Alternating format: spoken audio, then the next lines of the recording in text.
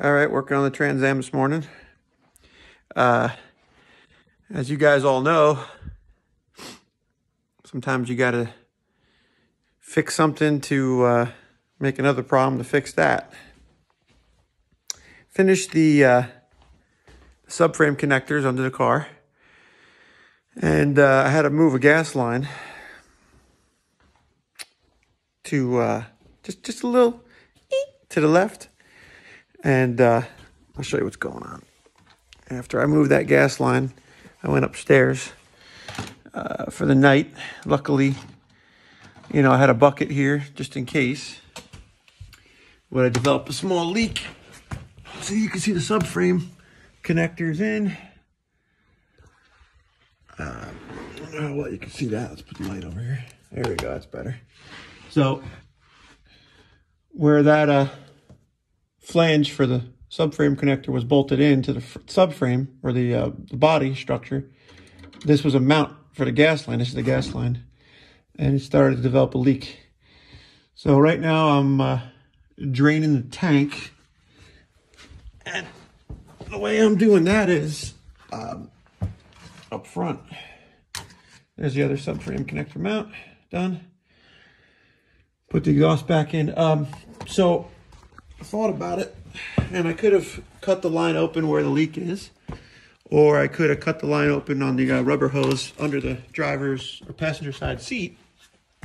But the guy that had the car before me, he actually had this hokey pokey line being routed from the old Pontiac location, which was on the driver's side for the fuel pump. He snaked a rubber line and then a little piece of metal tubing and went into the Chevy fuel pump on this side. So you can see that line is just kinked up, and this one's going this way now. So I'm draining the tanks one at a time, walking upstairs. But here's just a little tip. Even though this thing is dark red, if you shut the lights off, take your sunglasses off, you can see the fuel line inside the tank. I don't know if you can see it. So you don't have to keep wiggling the tank, or because there's no indicator to see where you are with the fuel level. So you just put a flashlight next to the red tank and you can see that line slowly coming up. Obviously the lighter side is the fuel and the darker side is empty. So that's the tip of the day for draining a tank and putting it into cans and not knowing what's going on inside the can. I'm just walking it upstairs and putting it into my other truck. Make sure you ventilate the garage while you're doing it. The fumes are going upstairs, so every once in a while I'll pop the bottom door open and it opens up the top, let some fuel in, air in. As you can see, I'm getting lightheaded. All right, get some air through here. Going down, man, down. But that's about it, man. We're working on that. I guess I'm gonna drain the tank, replace the fuel line completely because it's an old car. Tank to pump, put a filter in line, and then look and see what the sender on top of the tank is doing.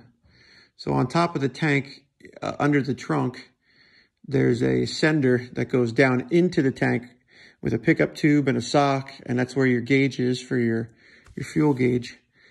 It's got like a little float, like a toilet bowl float that you would, adjust if you need to with a new one. And you check for sediment and stuff in the tank. So I'm going to do all that. And then I think I'm going to run a Camaro fuel line on the passenger side. I don't know.